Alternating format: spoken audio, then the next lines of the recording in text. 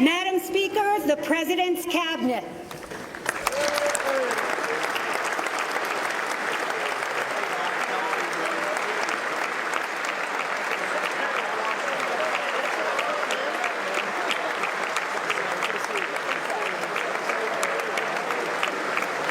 Person walked in, nobody shook hands. I don't know if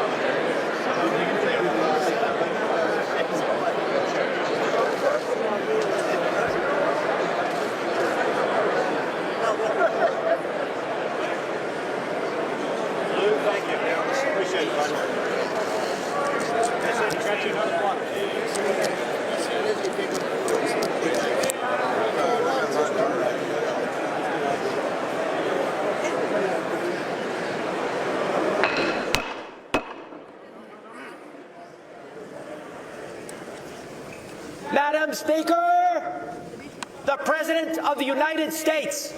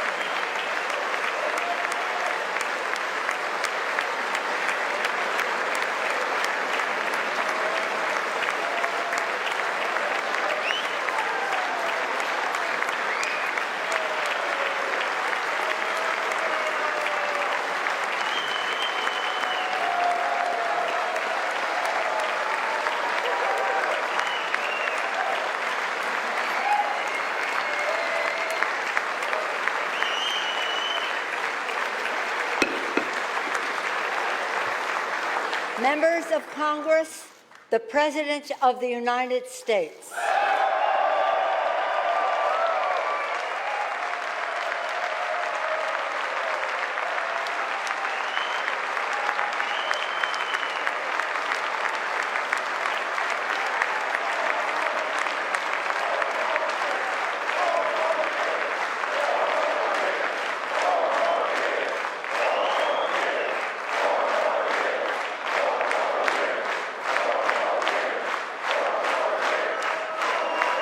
Thank you very much. Thank you. Thank you very much. Madam Speaker, Mr. Vice President, members of Congress, the First Lady of the United States,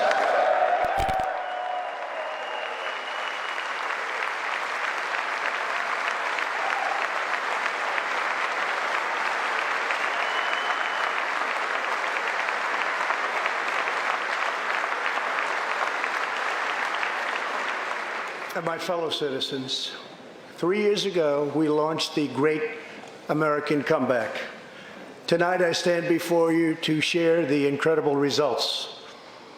Jobs are booming, incomes are soaring, poverty is plummeting, crime is falling, confidence is surging, and our country is thriving and highly respected again.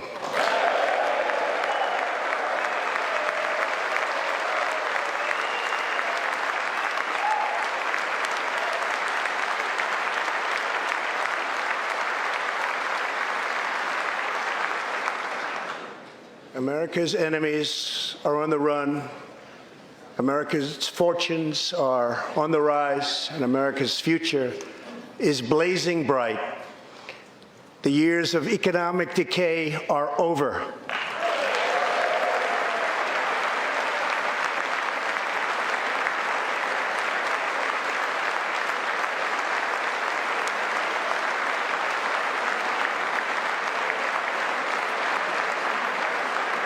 The days of our country being used, taken advantage of, and even scorned by other nations are long behind us.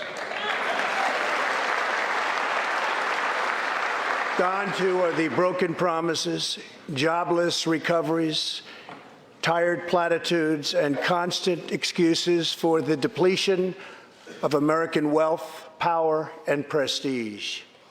In just 3 short years, we have shattered the mentality of American decline, and we have rejected the downsizing of Americans' destiny.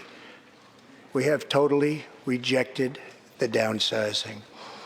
We're moving forward at a pace that was unimaginable just a short time ago, and we are never, ever going back.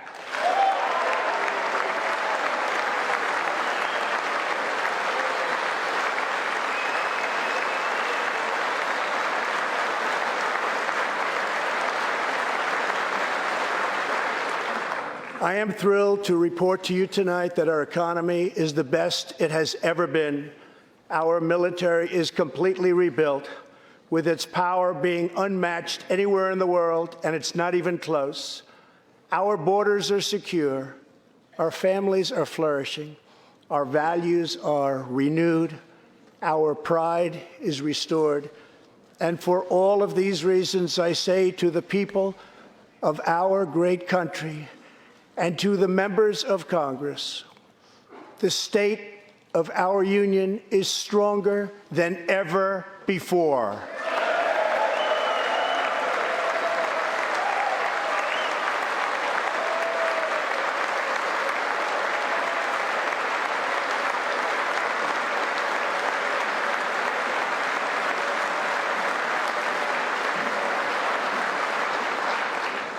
The vision I will lay out this evening demonstrates how we are building the world's most prosperous and inclusive society, one where every citizen can join in America's unparalleled success, and where every community can take part in America's extraordinary rise. From the instant I took office, I moved rapidly to revive the U.S. economy, slashing a record number of job-killing regulations, enacting historic and record-setting tax cuts, and fighting for fair and reciprocal trade agreements.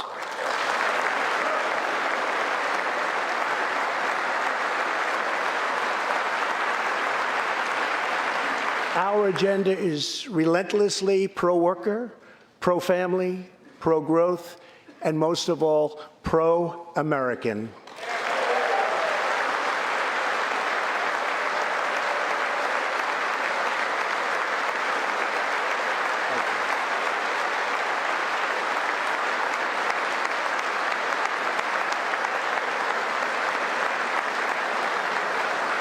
Thank you.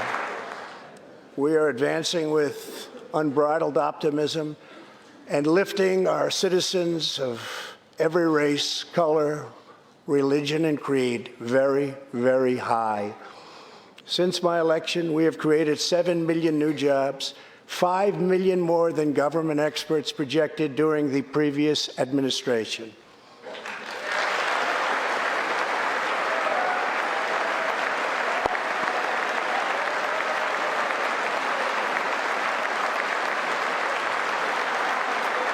The unemployment rate is the lowest in over half a century.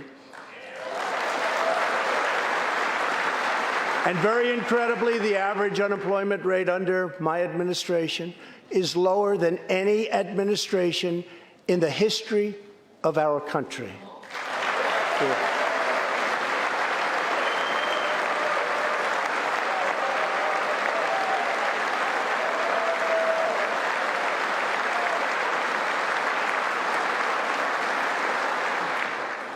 If we hadn't reversed the failed economic policies of the previous administration, the world would not now be witnessing this great economic success.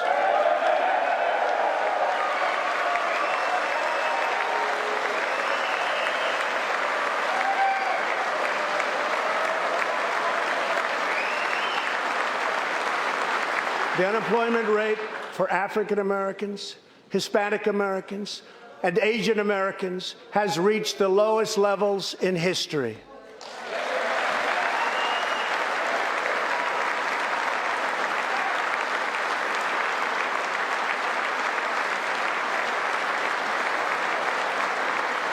African American youth unemployment has reached an all-time low. African American poverty has declined to the lowest rate ever recorded. The unemployment rate for women reached the lowest level in almost 70 years, and last year women filled 72% of all new jobs added.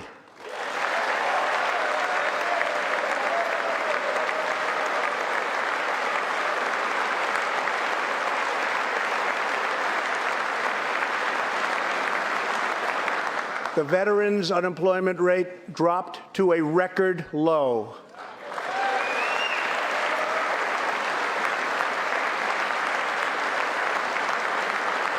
The unemployment rate for disabled Americans has reached an all-time low.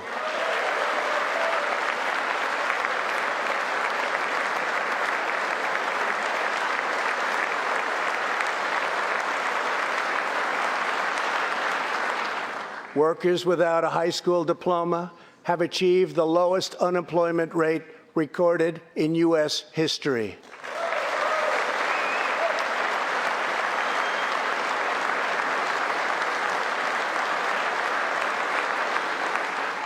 A record number of young Americans are now employed.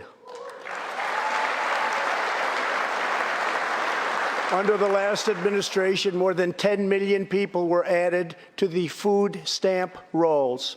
Under my administration, 7 million Americans have come off food stamps, and 10 million people have been lifted off of welfare.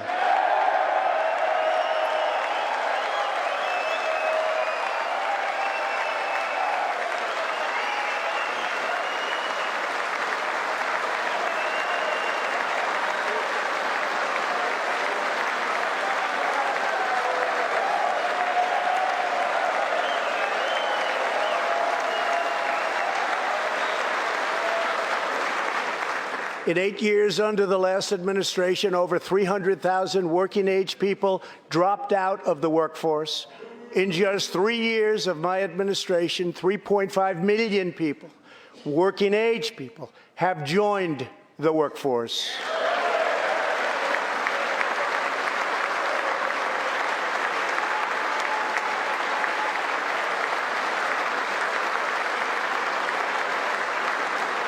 Since my election, the net worth of the bottom half of wage earners has increased by 47%, 3 times faster than the increase for the top 1%.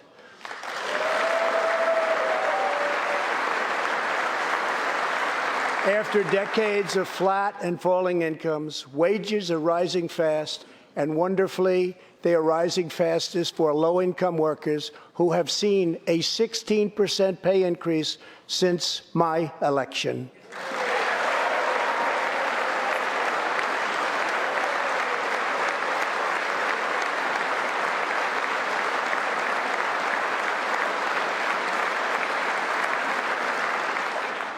This is a blue-collar boom.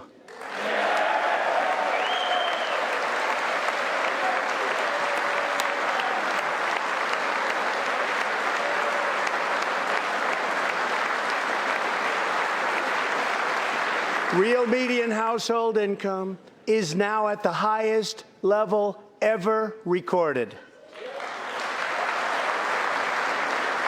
Since my election, U.S. stock markets have soared 70%, adding more than $12 trillion to our nation's wealth, transcending anything anyone believed was possible. This is a record.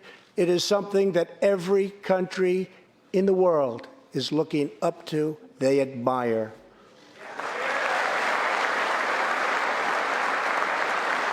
Consumer confidence has just reached amazing new highs. All of those millions of people with 401ks and pensions are doing far better than they have ever done before, with increases of 60, 70, 80, 90, and 100% and even more. Jobs and investments are pouring into 9,000 previously neglected neighborhoods, thanks to Opportunity Zones, a plan spearheaded by Senator Tim Scott as part of our great Republican tax cuts.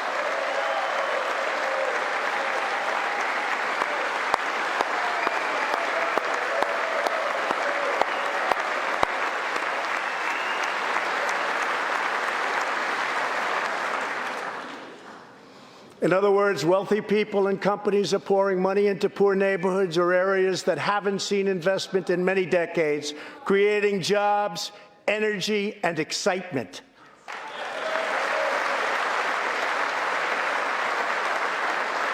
This is the first time that these deserving communities have seen anything like this. It's all working.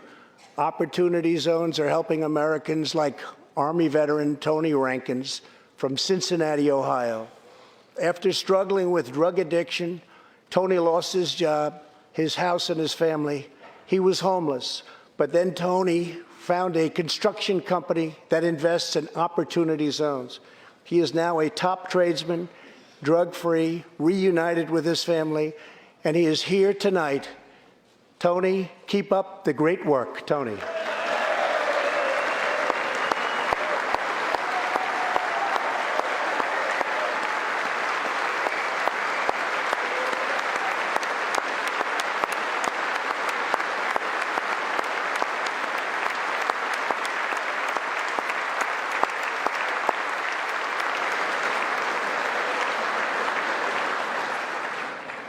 Thank you, Tony. Our roaring economy has, for the first time ever, given many former prisoners the ability to get a great job and a fresh start. This second chance at life is made possible because we passed landmark criminal justice reform into law. Everybody said that criminal justice reform couldn't be done, but I got it done, and the people in this room got it done.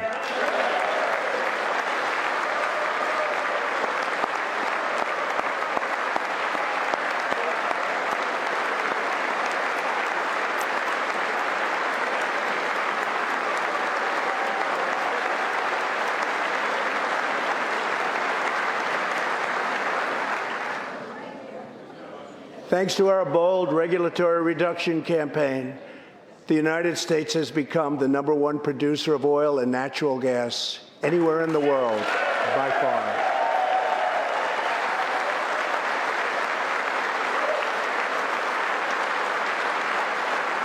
With the tremendous progress we have made over the past 3 years, America is now energy independent, and energy jobs, like so many other elements of our country, are at a record high.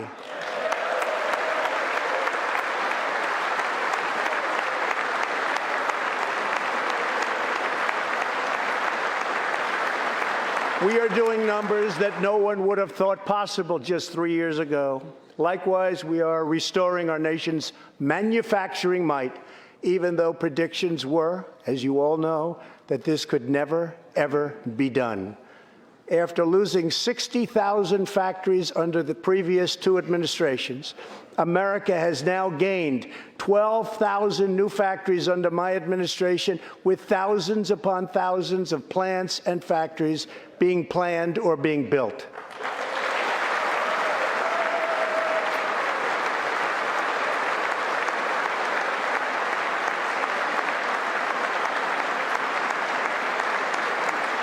Companies are not leaving. They are coming back to the USA. The fact is that everybody wants to be where the action is, and the United States of America is indeed the place where the action is. One of the biggest promises I made to the American people was to replace the disastrous NAFTA trade deal.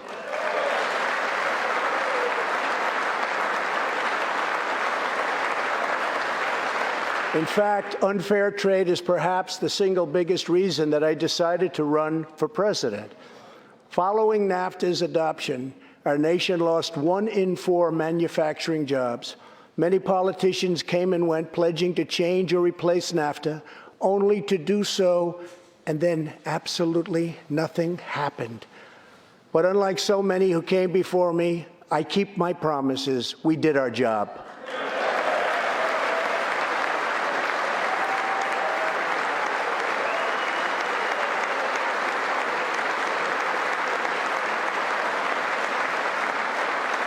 Six days ago, I replaced NAFTA and signed the brand-new U.S.-Mexico-Canada agreement into law.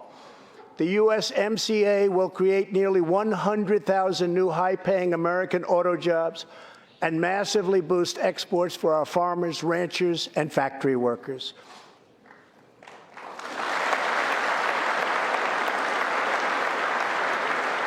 It will also bring trade with Mexico and Canada to a much higher level, but also to be a much greater degree of fairness and reciprocity. We will have that fairness and reciprocity, and I say that finally because it's been many, many years that we were treated fairly on trade. This is the first major trade deal in many years to earn the strong backing of America's labor unions. I also promised our citizens that I would impose tariffs to confront China's massive theft of America's jobs. Our strategy has worked. Days ago, we signed the groundbreaking new agreement with China that will defend our workers, protect our intellectual property, bring billions and billions of dollars into our treasury, and open vast new markets for products made and grown right here in the USA.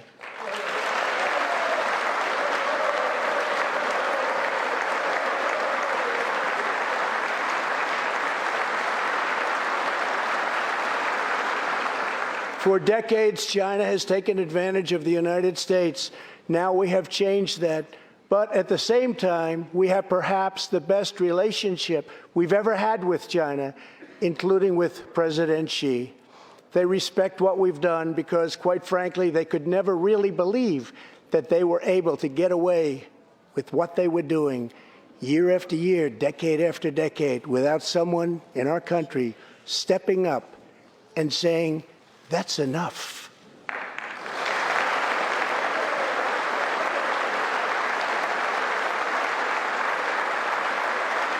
Now we want to rebuild our country, and that's exactly what we're doing. We are rebuilding our country. As we restore American leadership throughout the world, we are once again standing up for freedom in our hemisphere. That's why my administration reversed the failing policies of the previous administration on Cuba.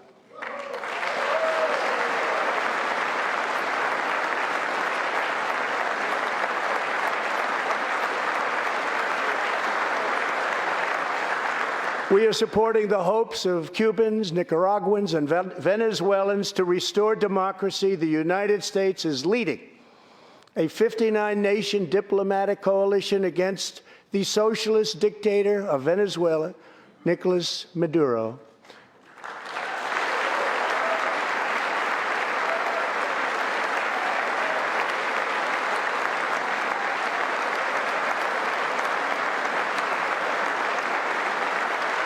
Maduro is an illegitimate ruler, a tyrant who brutalizes his people, but Maduro's grip on tyranny will be smashed and broken. Here this evening is a very brave man who carries with him the hopes, dreams, and aspirations of all Venezuelans. Joining us in the gallery is the true and legitimate president of Venezuela, Juan Guaido. Mr. President, please take this message back to your family.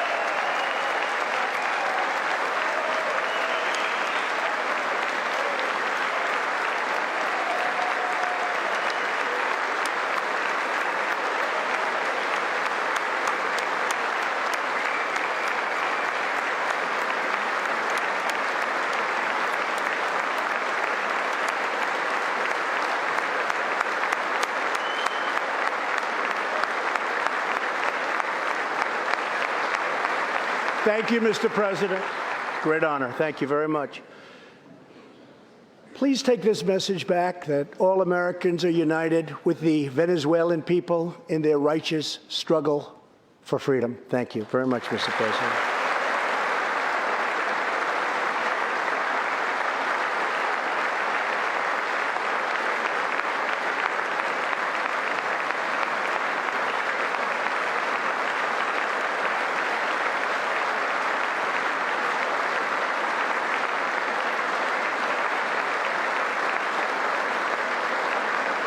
Thank you very much. Socialism destroys nations, but always remember, freedom unifies the soul.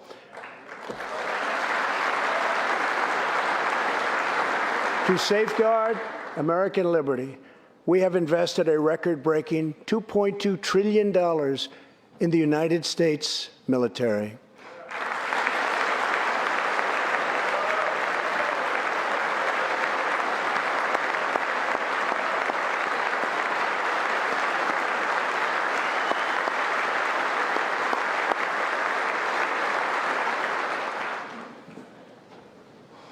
We have purchased the finest planes, missiles, rockets, ships, and every other form of military equipment, and it's all made right here in the USA.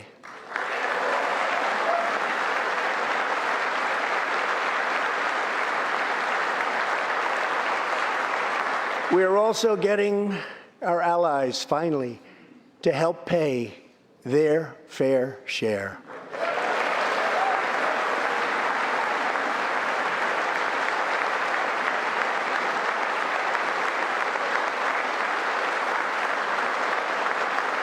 I have raised contributions from other NATO members by more than $400 billion, and the number of allies meeting their minimum obligations has more than doubled. And just weeks ago, for the first time since President Truman established the Air Force, more than 70 years earlier, we created a brand new branch of the United States Armed Forces. It's called the Space Force. Very important.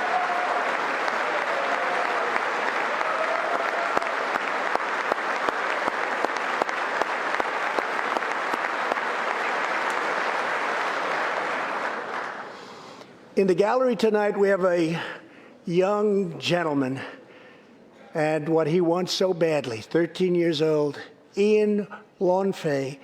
He's an 8th grader from Arizona. Ian, please stand up. Ian has always dreamed of going to space. He was the first in his class and among the youngest at an aviation academy. He aspires to go to the Air Force Academy, and then he has his eye on the Space Force. As Ian says, most people look up at space. I want to look down on the world.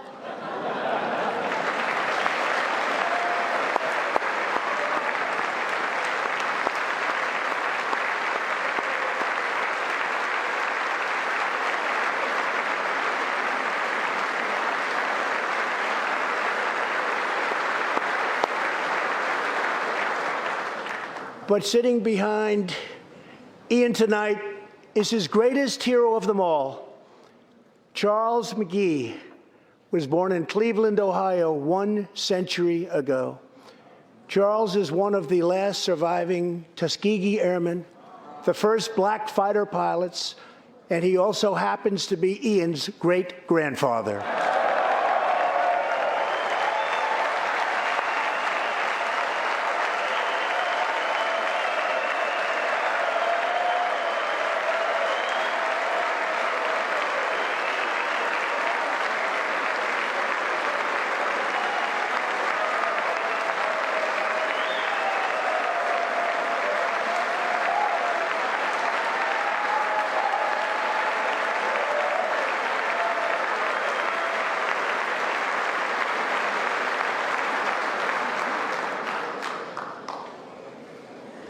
Incredible story. After more than 130 combat missions in World War II, he came back home to a country still struggling for civil rights and went on to serve America in Korea and Vietnam. On December 7th, Charles celebrated his 100th birthday.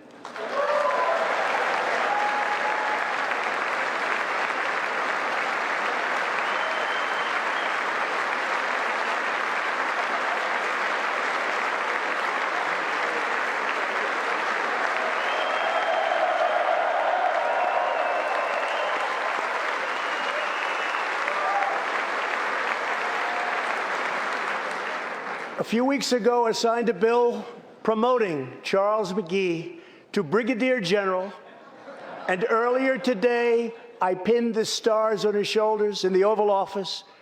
General McGee, our nation salutes you. Thank you, sir.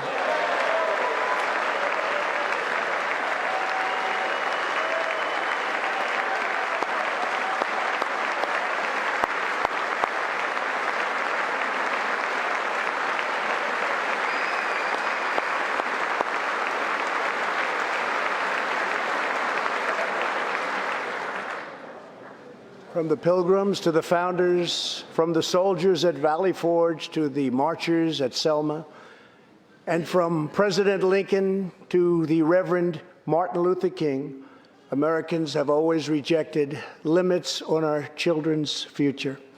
Members of Congress, we must never forget that the only victories that matter in Washington are victories that deliver for the American people.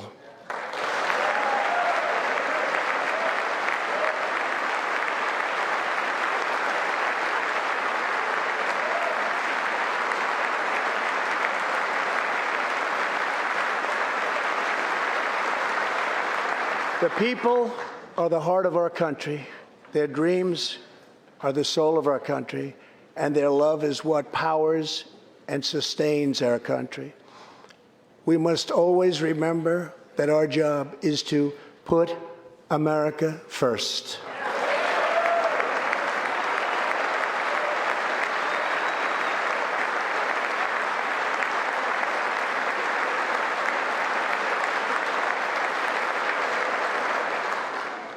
The next step forward in building an inclusive society is making sure that every young American gets a great education and the opportunity to achieve the American dream. Yet for too long, countless American children have been trapped in failing government schools. To rescue these students, 18 states have created school choice in the form of opportunity scholarships. The programs are so popular that tens of thousands of students remain on a waiting list. One of those students is Janiyah Davis, a fourth grader from Philadelphia. Janiyah.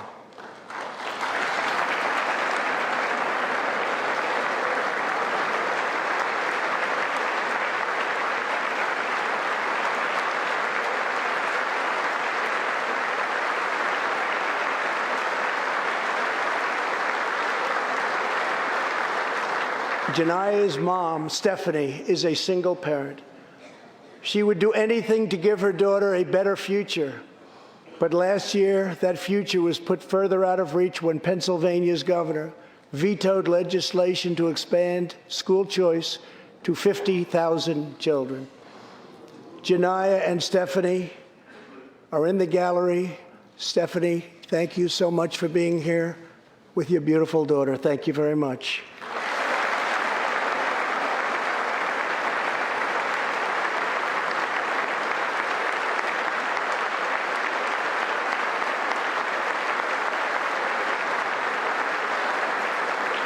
But Janiyah, I have some good news for you, because I am pleased to inform you that your long wait is over.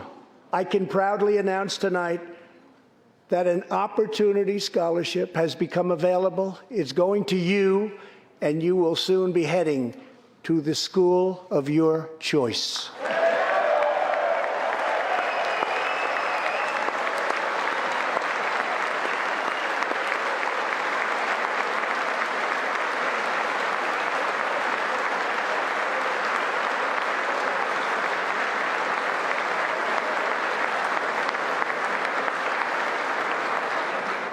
Now I call on Congress to give 1 million American children the same opportunity Janiyah has just received. Pass the Education Freedom Scholarships and Opportunities Act, because no parent should be forced to send their child to a failing government school.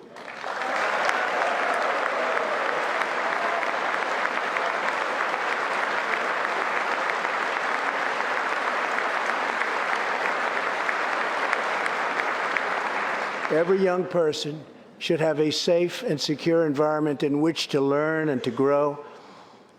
For this reason, our magnificent First Lady has launched the Be Best initiative to advance a safe, healthy, supportive, and drug-free life for the next generation, online, in school, and in our communities. Thank you, Melania, for your extraordinary love and profound care for America's children. Thank you very much.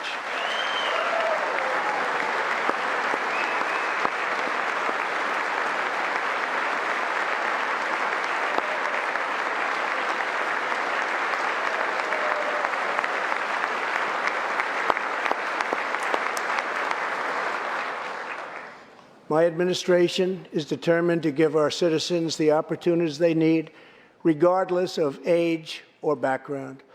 Through our pledge to American workers, over 400 companies will also provide new jobs and education opportunities to almost 15 million Americans. My budget also contains an exciting vision for our nation's high schools.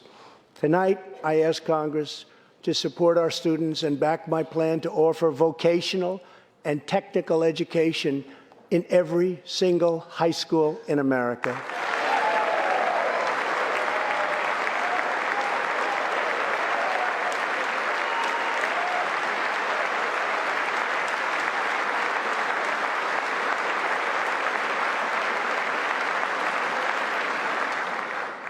To expand equal opportunity, I am also proud that we achieved record and permanent funding for our nation's historically black colleges and universities.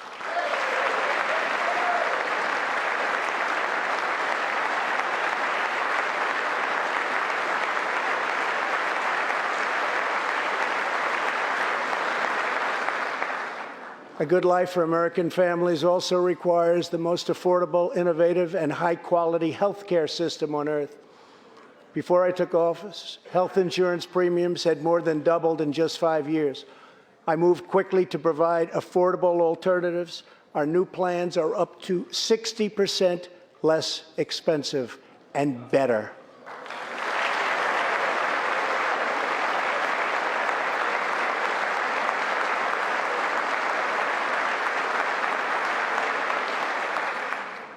I've also made an ironclad pledge to American families. We will always protect patients with pre-existing conditions.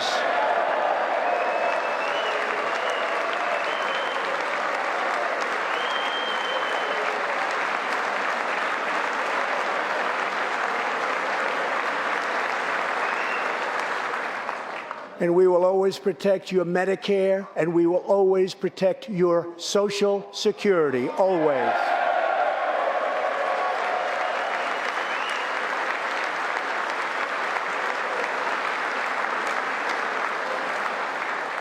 The American patient should never be blindsided by medical bills.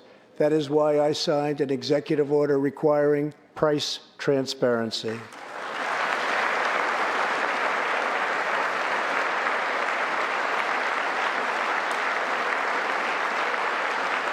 Many experts believe that transparency, which will go into full effect at the beginning of next year, will be even bigger than health care reform. It will save families massive amounts of money for substantially better care. But as we work to improve Americans' health care, there are those who want to take away your health care, take away your doctor, and abolish private insurance entirely. 132 lawmakers in this room have endorsed legislation to impose a socialist takeover of our health care system, wiping out the private health insurance plans of 180 million very happy Americans. To those watching at home tonight, I want you to know we will never let socialism destroy American health care.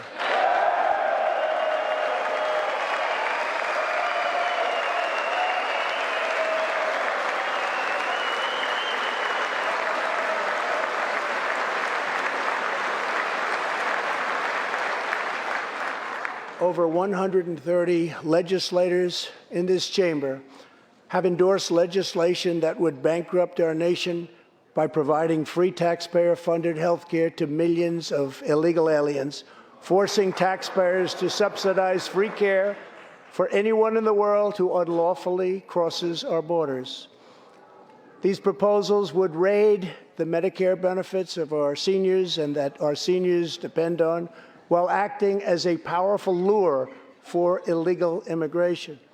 That is what is happening in California and other states. Their systems are totally out of control, costing taxpayers vast and unaffordable amounts of money.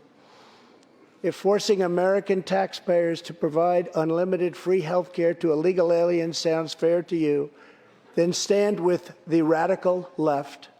But if you believe that we should defend American patients and American seniors, then stand with me and pass legislation to prohibit free government health care for illegal aliens.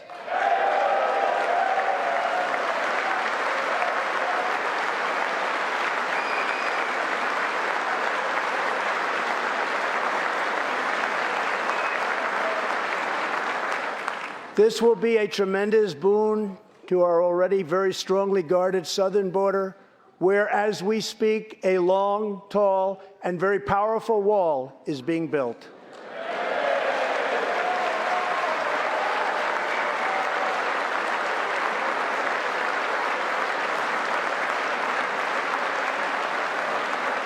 We have now completed over 100 miles and have over 500 miles fully completed in a very short period of time. Early next year, we will have substantially more than 500 miles completed.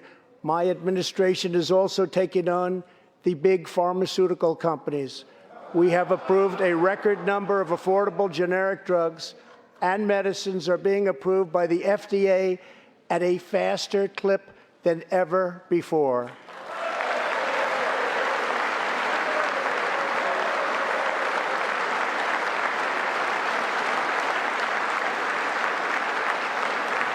And I was pleased to announce last year that for the first time in 51 years, the cost of prescription drugs actually went down.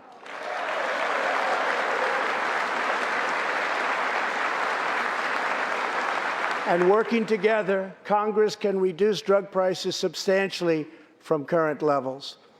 I've been speaking to Senator Chuck Grassley of Iowa and others in Congress in order to get something on drug pricing done, and done quickly and properly. I'm calling for bipartisan legislation that achieves the goal of dramatically lowering prescription drug prices. Get a bill on my desk and I will sign it into law immediately.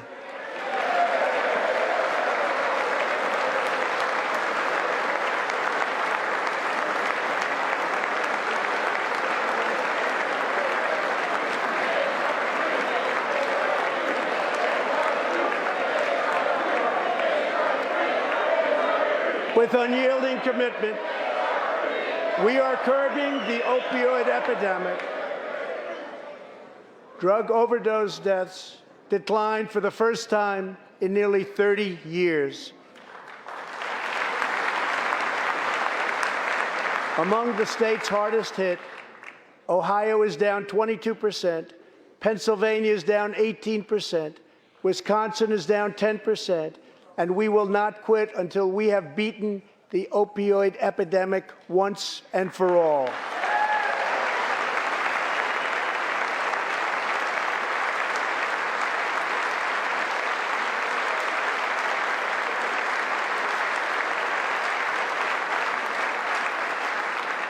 Protecting Americans' health also means fighting infectious diseases. We are coordinating with the Chinese government and working closely together on the coronavirus outbreak in China. My administration will take all necessary steps to safeguard our citizens from this threat. We have launched ambitious new initiatives to substantially improve care for Americans with kidney disease, Alzheimer's, and those struggling with mental health. And because Congress was so good as to fund my request, new cures for childhood cancer, and we will eradicate the AIDS epidemic in America by the end of this decade.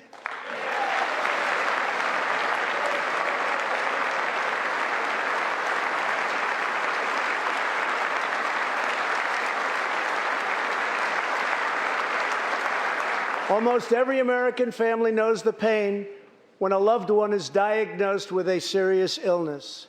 Here tonight is a special man, beloved by millions of Americans, who just received a stage 4 advanced cancer diagnosis.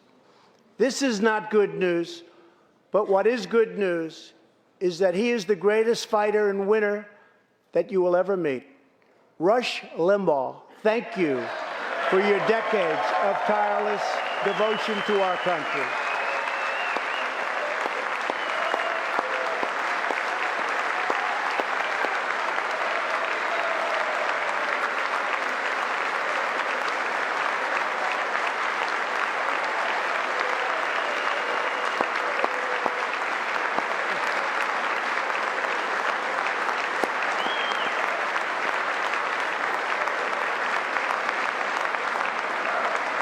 And Rush, in recognition of all that you have done for our nation, the millions of people a day that you speak to and that you inspire, and all of the incredible work that you have done for charity, I am proud to announce tonight that you will be receiving our country's highest civilian honor, the Presidential Medal of Freedom.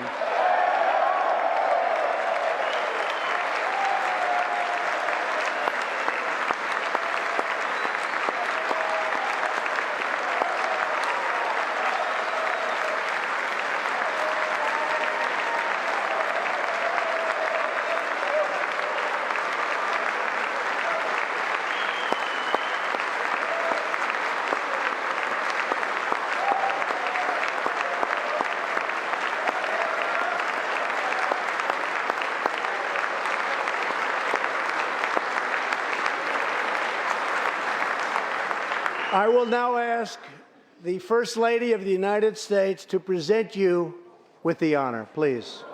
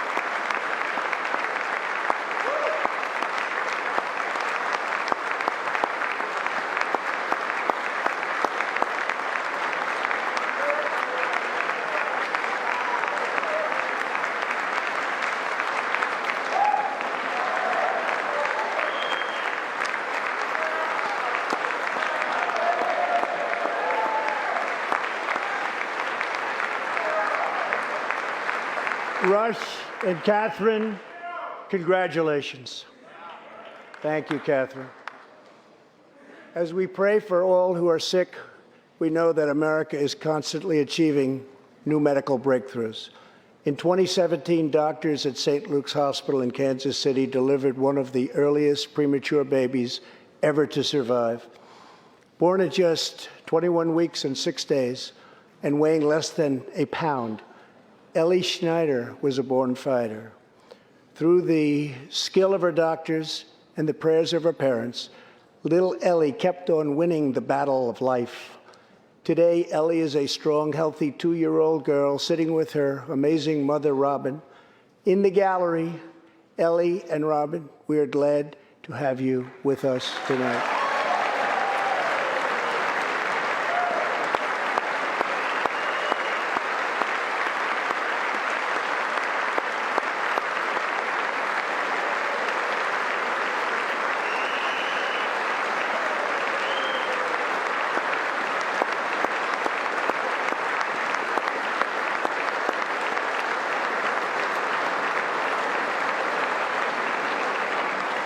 Ellie reminds us that every child is a miracle of life. And thanks to modern medical wonders, 50% of very premature babies delivered at the hospital where Ellie was born now survive. It's an incredible thing. Thank you very much. Our goal should be to ensure that every baby has the best chance to thrive and grow just like Ellie. That is why I'm asking Congress to provide an additional $50 million to fund neonatal research for America's youngest patients.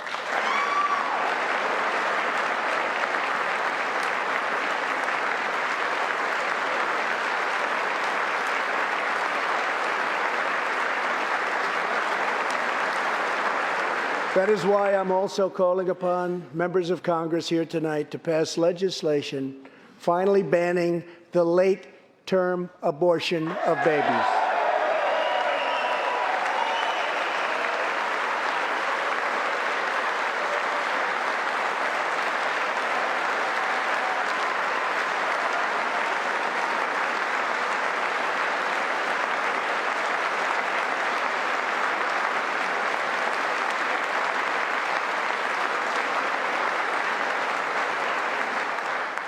Whether we are Republican, Democrat, or Independent, surely we must all agree that every human life is a sacred gift from God. As we support America's moms and dads, I was recently proud to sign the law providing new parents in the federal workforce paid family leave, serving as a model for the rest of the country.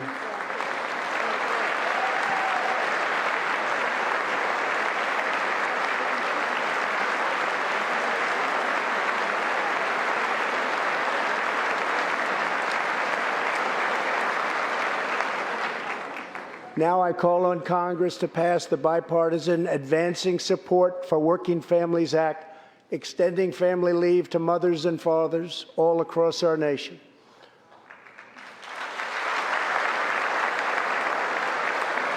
$40 million American families have an average $2,200 extra thanks to our child tax credit.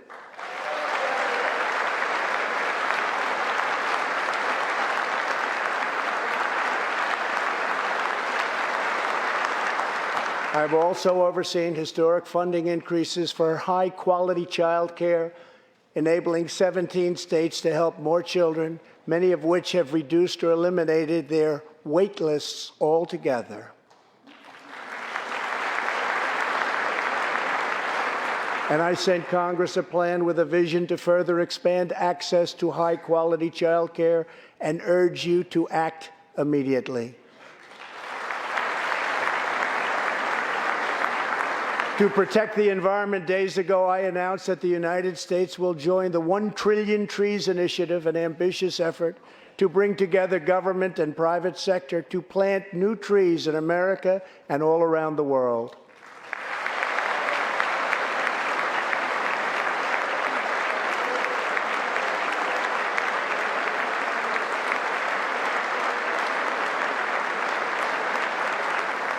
We must also rebuild America's infrastructure.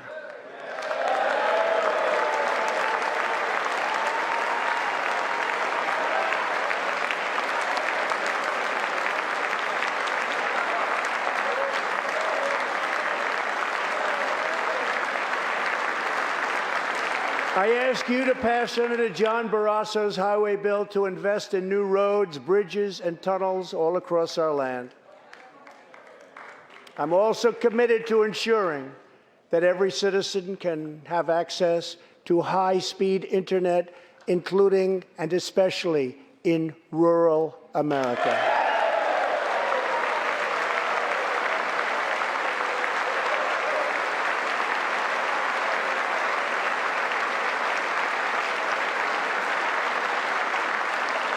A better tomorrow for all Americans also requires us to keep America safe.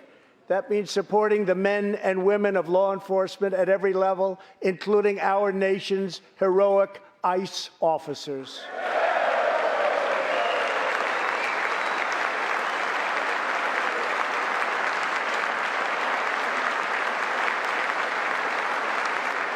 Last year, our brave ICE officers arrested more than 120,000 criminal aliens charged with nearly 10,000 burglaries, 5,000 sexual assaults, 45,000 violent assaults, and 2,000 murders. Tragically, there are many cities in America where radical politicians have chosen to provide sanctuary for these criminal illegal aliens. In sanctuary cities, local officials order police to release dangerous criminal aliens to prey upon the public instead of handing them over to ICE to be safely removed. Just 29 days ago, a criminal alien freed by the sanctuary city of New York was charged with the brutal rape and murder of a 92-year-old woman. The killer had been previously arrested for assault, but under New York sanctuary policies, he was set free. If the city had honored ICE's detainer request, his victim would still be alive today. The state of California passed an outrageous law declaring their whole state to be a sanctuary for criminal illegal immigrants, a very terrible sanctuary with catastrophic results. Here is just one tragic example. In December 2018, California police detained an illegal alien with 5 prior arrests, including convictions for robbery and assault. But as required by California's sanctuary law, local authorities released him. Days later, the criminal alien went on a gruesome spree of deadly violence. He viciously shot one man going about his daily work. He approached a woman sitting in her car and shot her in the arm and in the chest. He walked into a convenience store and wildly fired his weapon. He hijacked a truck and smashed into vehicles, critically injuring innocent victims. One of the victims is a terrible, terrible situation. Died, 51-year-old American named Rocky Jones. Rocky was at a gas station when this vile criminal fired 8 bullets at him from close range, murdering him in cold blood. Rocky left behind a devoted family, including his brothers, who loved him more than anything else in the world. One of his grieving brothers is here with us tonight. Jody, would you please stand? Jody, thank you.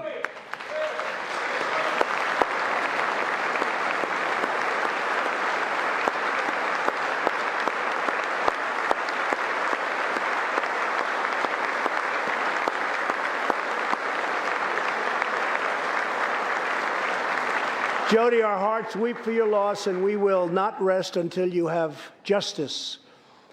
Senator Tom Tillis has introduced legislation to allow Americans like Jody to sue sanctuary cities and states when a loved one is hurt or killed as a result of these deadly practices.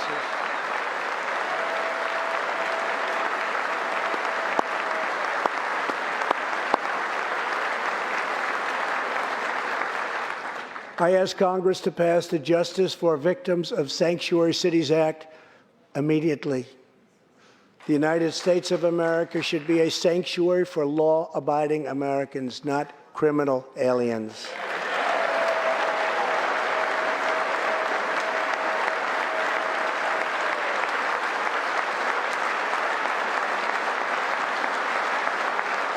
In the last 3 years, ICE has arrested over 5,000 wicked human traffickers, and I have signed 9 pieces of legislation to stamp out the menace of human trafficking domestically and all around the globe.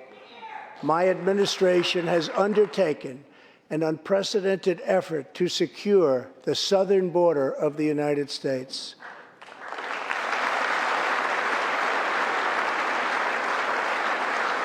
Before I came into office, if you showed up illegally on our southern border and were arrested, you were simply released and allowed into our country, never to be seen again. My administration has ended catch and release.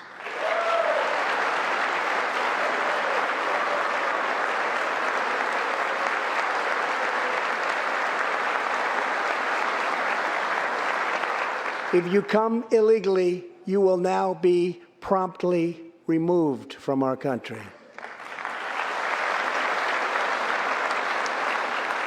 Very importantly, we entered into historic cooperation agreements with the governments of Mexico, Honduras, El Salvador, and Guatemala. As a result of our unprecedented efforts, illegal crossings are down 75% since May, dropping 8 straight months in a row.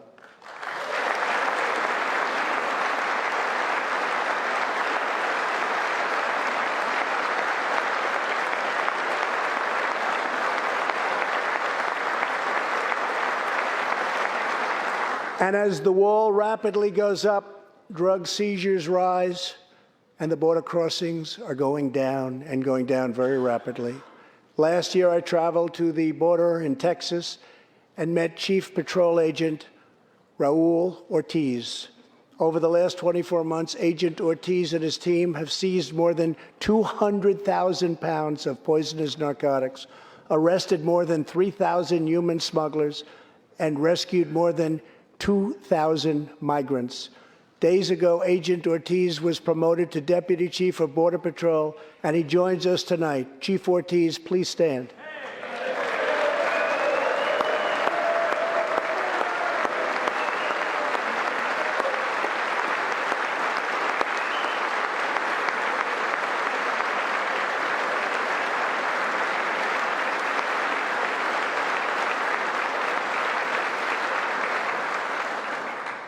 A grateful nation thanks you and all of the heroes of Border Patrol and ICE. Thank you very much. Thank you. To build on these historic gains, we are working on legislation to replace our outdated and randomized immigration system with one based on merit, welcoming those who follow the rules, contribute to our economy, support themselves financially, and uphold our values.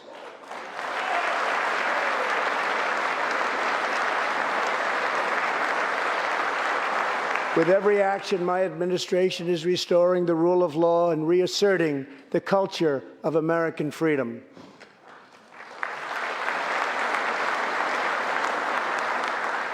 Working with Senate Majority Leader Mitch McConnell, thank you, Mitch,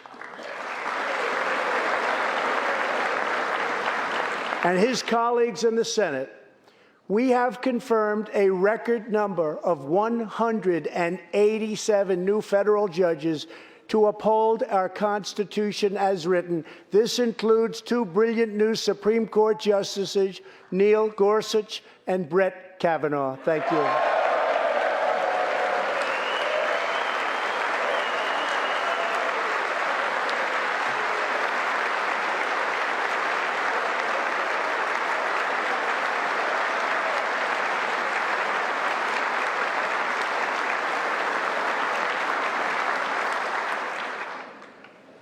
And we have many in the pipeline.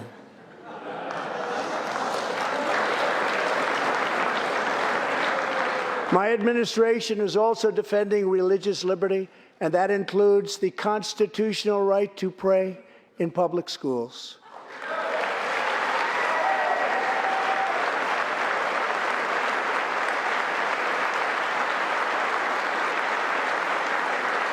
In America, we don't punish prayer. We don't tear down crosses. We don't ban symbols of faith. We don't muzzle preachers and pastors. In America, we celebrate faith. We cherish religion. We lift our voices in prayer, and we raise our sights to the glory of God. Just as we believe in the First Amendment, we also believe in another constitutional right that is under siege all across our country. So long as I am president, I will always protect your Second Amendment right to keep and bear arms.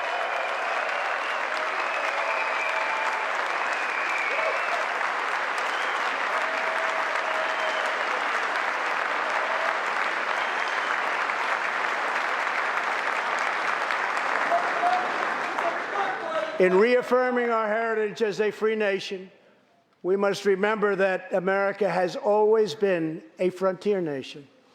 Now we must embrace the next frontier, America's manifest destiny in the stars. I am asking Congress to fully fund the Artemis program to ensure that the next man and the first woman on the moon will be American astronauts, using this as a launching pad to ensure that America is the first nation to plant its flag on Mars.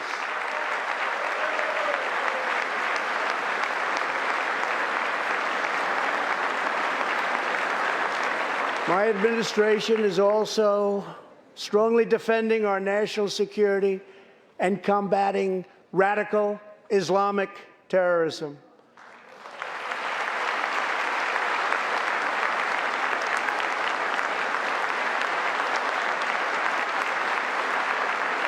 Last week, I announced a groundbreaking plan for peace between Israel and the Palestinians. Recognizing that all past attempts have failed, we must be determined and creative in order to stabilize the region and give millions of young people the chance to realize a better future. 3 years ago, the barbarians of ISIS held over 20,000 square miles of territory in Iraq and Syria.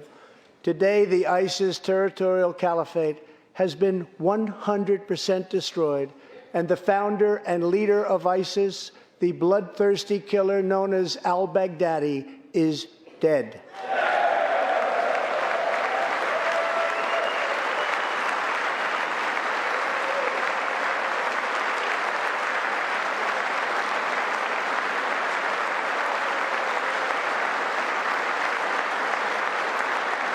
We are joined this evening by Carl and Marcia Mueller. After graduating from college, their beautiful daughter, Carla, became a humanitarian aid worker.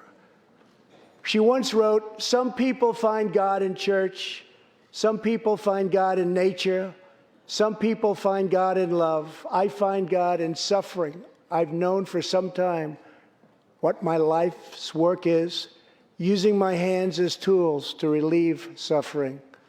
In 2013, while caring for suffering civilians in Syria, Kayla was kidnapped, tortured, and enslaved by ISIS and kept as a prisoner of al-Baghdadi himself. After more than 500 horrifying days of captivity, al-Baghdadi murdered young, beautiful Kayla. She was just 26 years old. On the night that U.S. Special Forces operations ended al-Baghdadi's miserable life, the chairman of the Joint Chiefs of Staff, General Mark Milley, received a call in the Situation Room. He was told that the brave men of the elite Special Forces team that so perfectly carried out the operation had given their mission a name, Task Force 814. It was a reference to a special day, August 14th, Kayla's birthday. Carl and Marcia, America's warriors, never forgot Kayla, and neither will we. Thank you.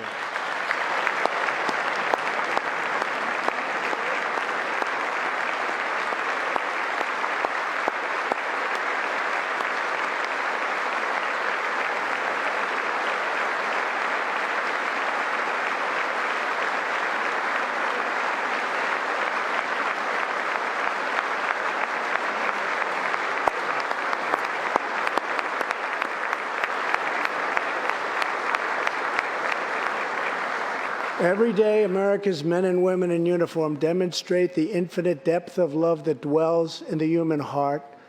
One of these American heroes was Army Staff Sergeant Christopher Hake.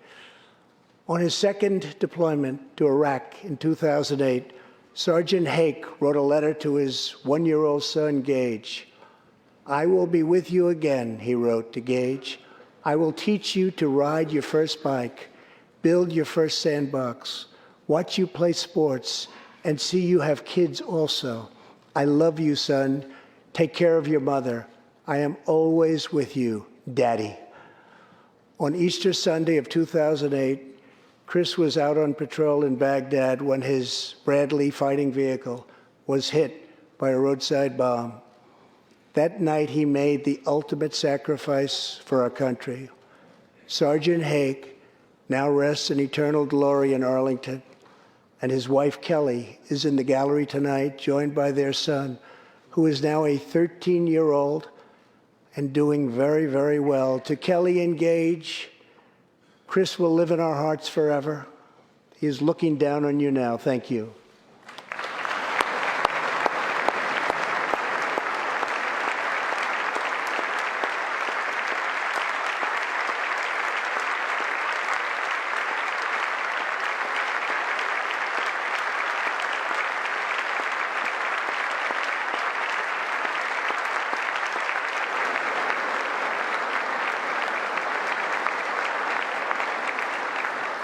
Thank you very much. Thank you both very much. The terrorist responsible for killing Sergeant Hake was Qasem Soleimani, who provided the deadly roadside bomb that took Chris's life. Soleimani was the Iranian regime's most ruthless butcher, a monster who murdered or wounded thousands of American service members in Iraq. As the world's top terrorist, Soleimani orchestrated the deaths of countless men, women, and children. He directed the December assault and went on to assault U.S. forces in Iraq, was actively planning new attacks when we hit him very hard. And that's why last month, at my direction, the U.S. military executed a flawless precision strike that killed Soleimani and terminated his evil reign of terror forever.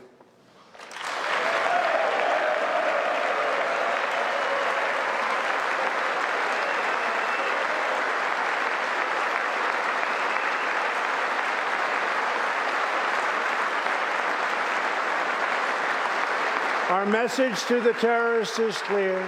You will never escape American justice. If you attack our citizens, you forfeit your life.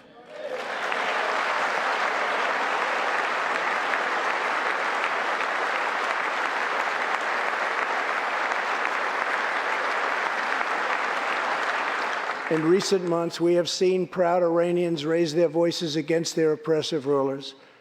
The Iranian regime must abandon its pursuit of nuclear weapons, stop spreading terror, death, and destruction, and start working for the good of its own people.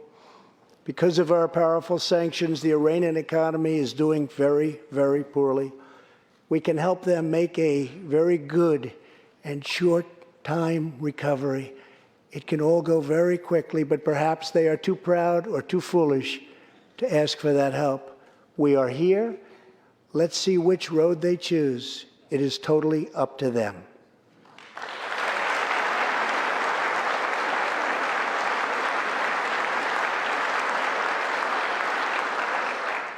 As we defend American lives, we are working to end America's wars in the Middle East. In Afghanistan, the determination and valor of our warfighters has allowed us to make tremendous progress, and peace talks are now underway. I am not looking to kill hundreds of thousands of people in Afghanistan, many of them totally innocent. It is also not our function to serve other nations as law enforcement agencies. These are warfighters that we have, the best in the world, and they either want to fight to win or not fight at all. We are working to finally end America's longest war and bring our troops back home.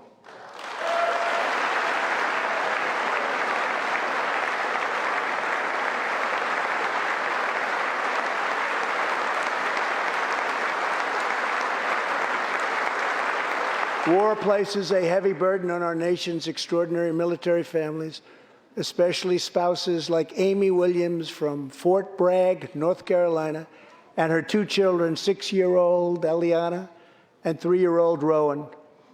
Amy works full-time and volunteers countless hours helping other military families. For the past 7 months, she has done it all while her husband, Sergeant First Class Townsend Williams, is in Afghanistan on his 4th deployment in the Middle East. Amy's kids haven't seen their father's face in many months. Amy, your family's sacrifice makes it possible for all of our families to live in safety and in peace, and we want to thank you. Thank you, Amy.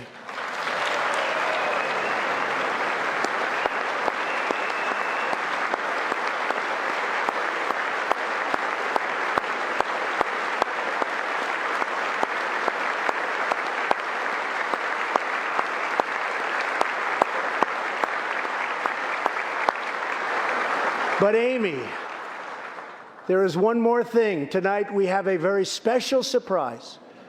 I am thrilled to inform you that your husband is back from deployment. He is here with us tonight, and we couldn't keep him waiting any longer.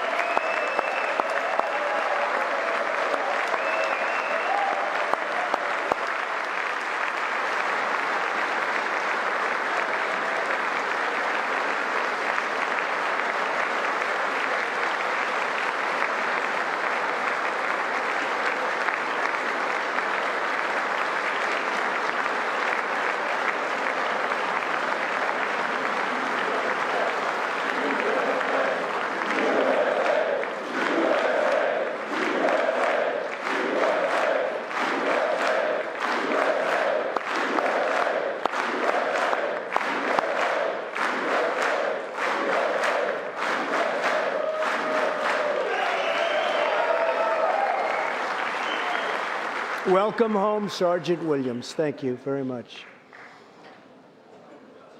As the world bears witness tonight, America is a land of heroes. This is a place where greatness is born, where destinies are forged, and where legends come to life. This is the home of Thomas Edison and Teddy Roosevelt, of many great generals, including Washington, Pershing, Patton, and MacArthur. This is the home of Abraham Lincoln, Frederick Douglass, Amelia Earhart, Harriet Tubman, the Wright brothers, Neil Armstrong, and so many more.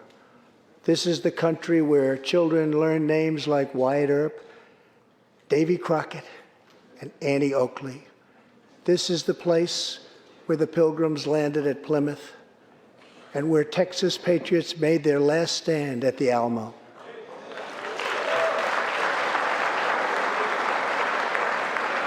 The beautiful, beautiful Alamo. The American nation was carved out of the vast frontier by the toughest, strongest, fiercest, and most determined men and women ever to walk on the face of the earth.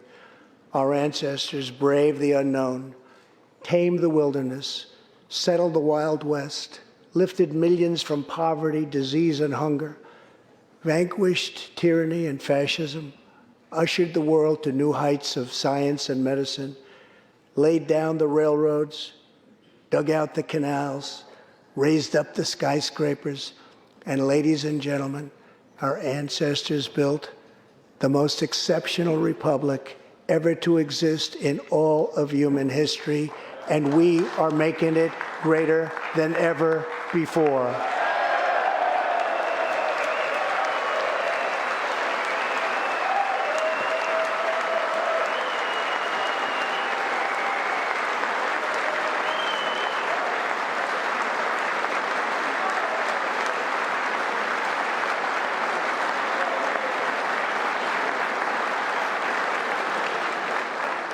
This is our glorious and magnificent inheritance. We are Americans. We are pioneers. We are the pathfinders. We settled the new world. We built the modern world.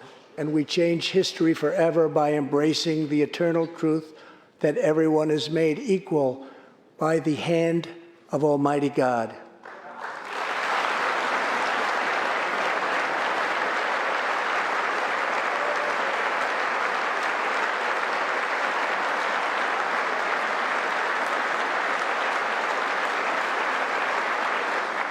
America is the place where anything can happen. America is the place where anyone can rise. And here, on this land, on this soil, on this continent, the most incredible dreams come true. This nation is our canvas, and this country is our masterpiece. We look at tomorrow and see unlimited frontiers just waiting to be explored. Our brightest discoveries are not yet known. Our most thrilling stories are not yet told. Our grandest journeys are not yet made. The American age, the American epic, the American adventure has only just begun. Our spirit is still young. The sun is still rising. God's grace is still shining. And my fellow Americans, the best is yet to come. Thank you, God bless you, and God bless America. Thank you very much.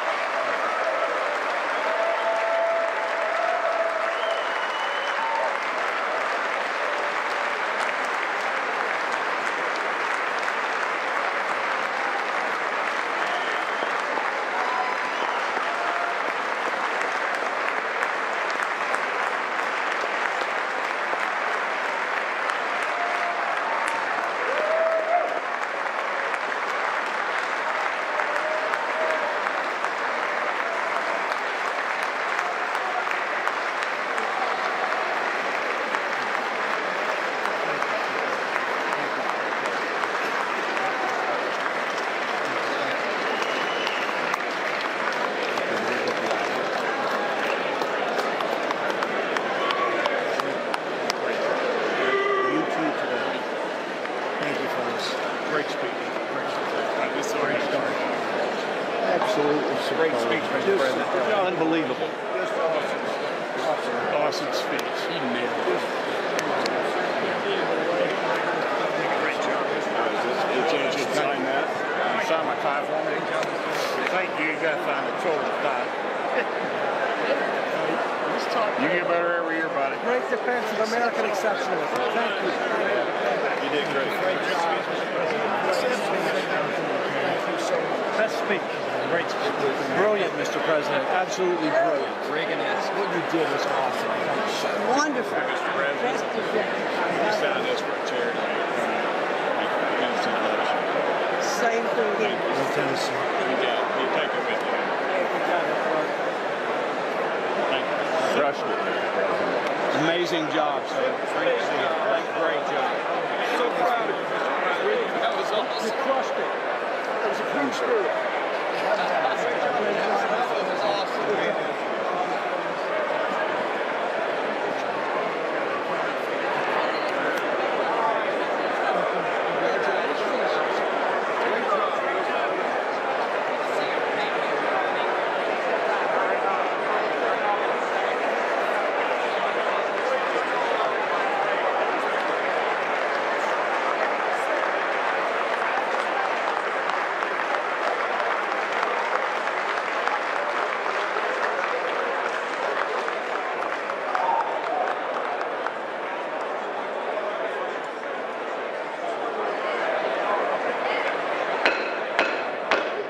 The chair declares the joint session of the two houses now dissolved. Then we go.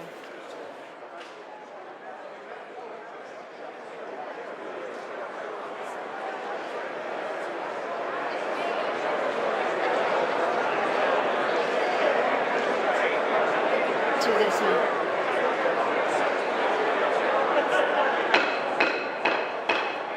House come to order.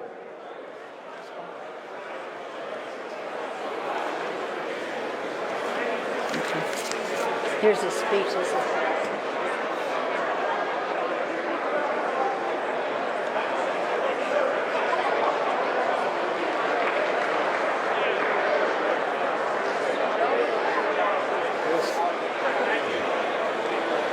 All right, what do we have?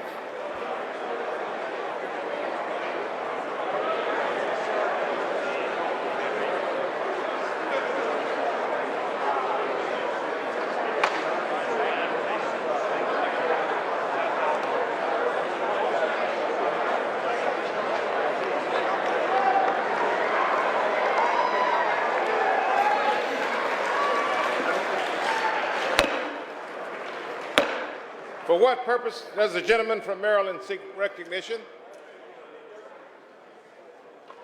The message of the President be referred to the Committee of the Whole House on the State of the Union and ordered printed. Without objection. Mr. Speaker, Purpose does the gentleman from Maryland seek recognition? Mr. Speaker, I move that the House do now adjourn. The question is on the motion to adjourn. Those in favor say aye. Those opposed, no. The ayes have it. The ayes have it. The motion is agreed to. Accordingly, the House stands adjourned until 10 a.m. tomorrow morning for debate.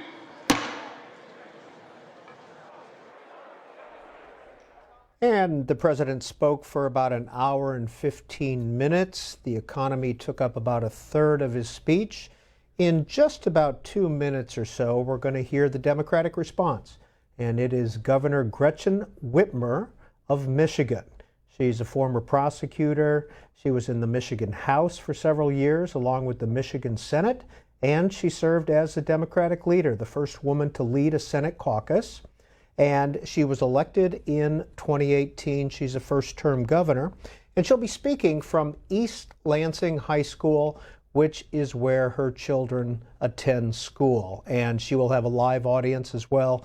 Her speech, her response is due to be about 11 minutes or so. Soon as that comes on, we will go to it live. Also online, you can listen to the Spanish language response by Veronica Escobar, of Congresswoman from El Paso. And that will be online at cspan.org. A couple of notes from the speech. Congressman Tim Ryan tweeted out, "I just walked out of the State of the Union. I've had enough. It's like watching professional wrestling. It's all fake." Bill Pascrell of New Jersey, Tom O'Halloran of Arizona, and Karen Bass of California also walked out during the speech. Again, the president spent about a third of his speech on the economy. He also discussed education and health care, illegal immigration, socialism, border security. You saw that Rush Limbaugh was given the Medal of Freedom. A scholarship was given away to a young lady from Pennsylvania, and a wife was reunited with her military husband. We're going to get your reaction to all of this and the Democratic response in just a few minutes after Governor Whitmer speaks. 202 is the area code, 748-8920 for Democrats, 748-8921 for Republicans, and all others can dial in at 748-8922. So that will begin in after Governor Whitmer. So you can go ahead and dial in if you'd like and let us know what you thought. Bill Flores of Texas tweeted out, "The real Donald Trump outlined the great American comeback that has occurred under his presidency. Thanks to his leadership, hardworking American families." Here's Gretchen Whitmer. Good evening. I'm honored to be here and grateful that you're tuning in. I'm Gretchen Whitmer, the 49th governor of the great state of Michigan. Tonight, I'm at my daughter Sherry and Sydney's public school, East Lansing High School. We're here today with families and parents, teachers, and most importantly, students. I want to thank you all for coming, but tonight I'm going to talk to those of you who are watching at home. I'd need a lot more than 10 minutes to respond to what the president just said. So instead of talking about what he is saying, I'm going to highlight what Democrats are doing. After all, you can listen to what someone says, but to know the truth, watch what they do. Michiganders are no different from Americans everywhere. We love our families and want a good life today and a better life tomorrow for our kids. We work hard, and we expect our government to work hard for us as well. We have grit and value loyalty, and we still root for the Detroit Lions.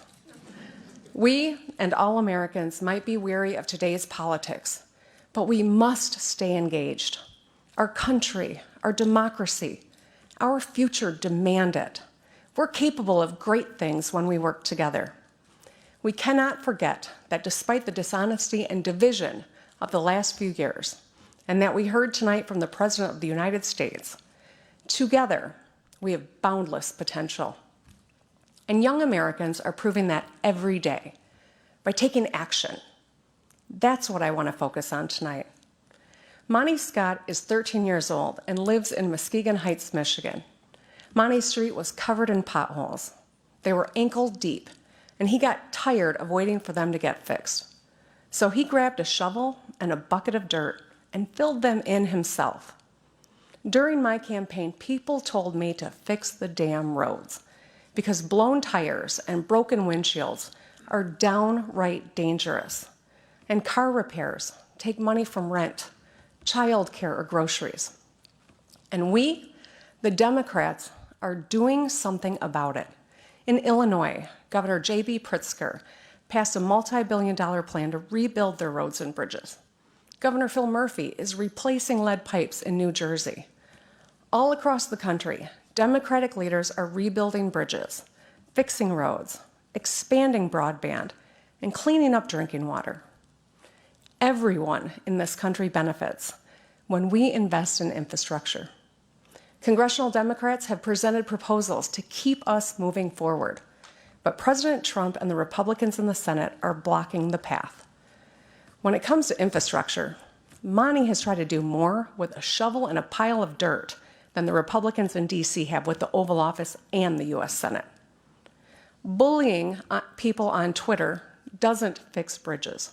It burns them. Our energy should be used to solve problems. And it's true for healthcare, too. For me, for so many Americans, healthcare is personal, not political. When I was 30, I became a member of the sandwich generation. That means I was sandwiched between two generations of my own family for whom I was the primary caregiver. I was holding down a new job, caring for my newborn daughter, as well as my mom at the end of her brain cancer battle. I was up all night with a baby, and during the day, I had to fight my mom's insurance company when they wrongly denied her coverage for chemotherapy. It was hard. It exposed the harsh realities of our workplaces, our healthcare system, and our child care system. And it changed me. I lost patience for people who are just talk and no action. So as a state senator, I worked with a Republican governor and legislature to expand healthcare coverage to more than 680,000 Michiganders under the Affordable Care Act. Today, Democrats from Maine to Montana are expanding coverage and lowering costs. In Kansas, Governor Laura Kelly is working across the aisle to bring Medicaid coverage to tens of thousands. In New Mexico, Governor Michelle Lujan Grisham enshrined ACA protections into law. Every Democrat running for president has a plan to expand health care for all Americans. Every one of them has supported the Affordable Care Act with coverage for people with pre-existing conditions. They may have different plans, but the goal is the same. President Trump sadly has a different plan. He's asking the courts to rip those life-saving protections away. It's pretty simple. Democrats are trying to make your health care better. Republicans in Washington are trying to take it away. Think about kids like 17-year-old Blake Carroll from Idaho, who organized a fundraiser to pay for his mom's colon cancer treatment. Or 19-year-old Ebony Myers from Utah, who sells art to help pay for her own rare genetic disorder treatment. No one should have to crowdsource their health care, not in America. But the reality is, not everyone in America has a job with health care and benefits. In fact, many have jobs that don't even pay enough to cover their monthly expenses. It doesn't matter what the president says about the stock market. What matters is that millions of people struggle to get by or don't have enough money at the end of the month after paying for transportation, student loans, or prescription drugs. American workers are hurting. In my own state, our neighbors in Wisconsin and Ohio, Pennsylvania, and all over the country. Wages have stagnated while CEO pay has skyrocketed. So when the president says the economy is strong, my question is, strong for whom? Strong for the wealthy who are reaping rewards from tax cuts they don't need?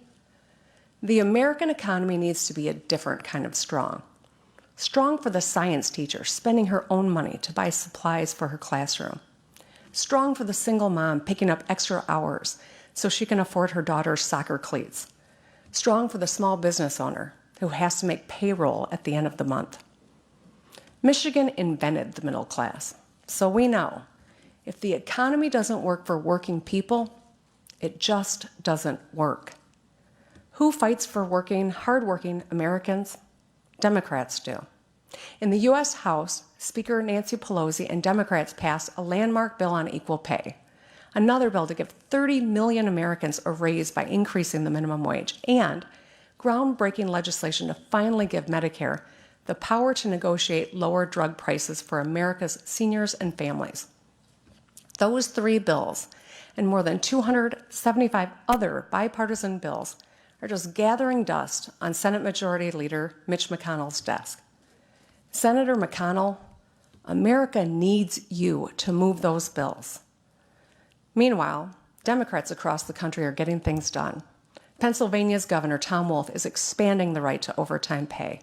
Michigan is too. Because if you're on the clock, you deserve to get paid.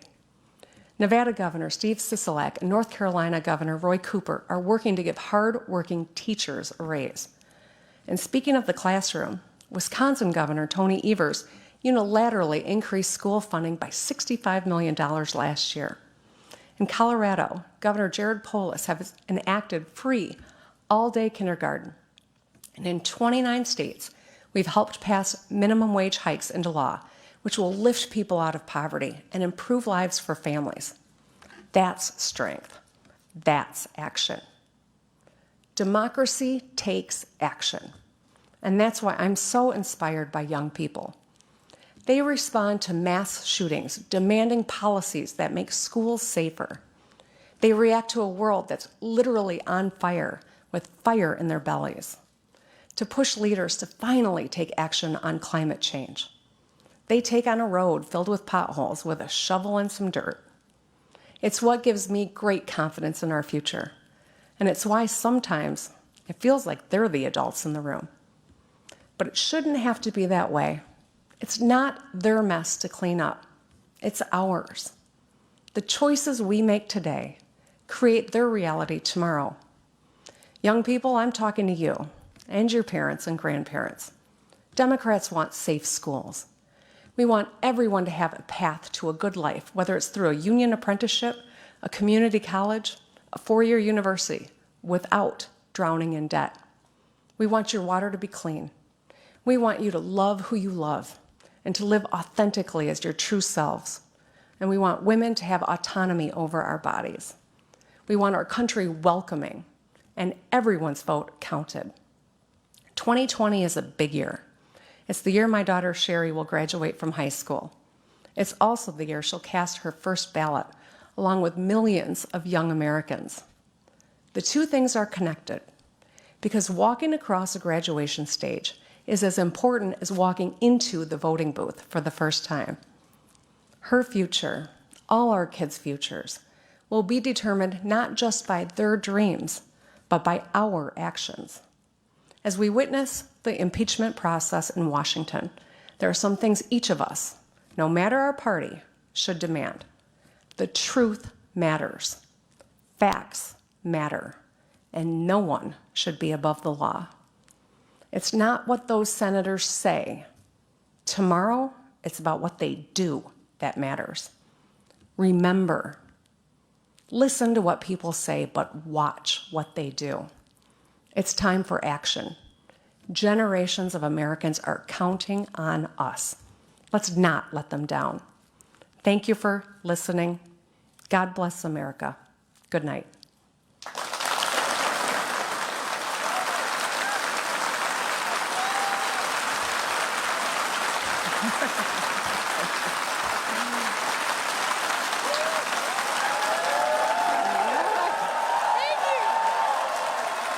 Thank you. And so you've heard both President Trump and the Democratic response from Michigan Governor Gretchen Whitmer, and a reminder that the Spanish language response by Veronica Escobar, a congresswoman from El Paso, is available on our website at cspan.org. The New York Times headline this evening says, State of the Union live updates. Trump adds reality show flourishes to State of the Union address. We want to get your reaction now. Rebecca in La Mesa, California, what did you think of the president's speech and or the Democratic response?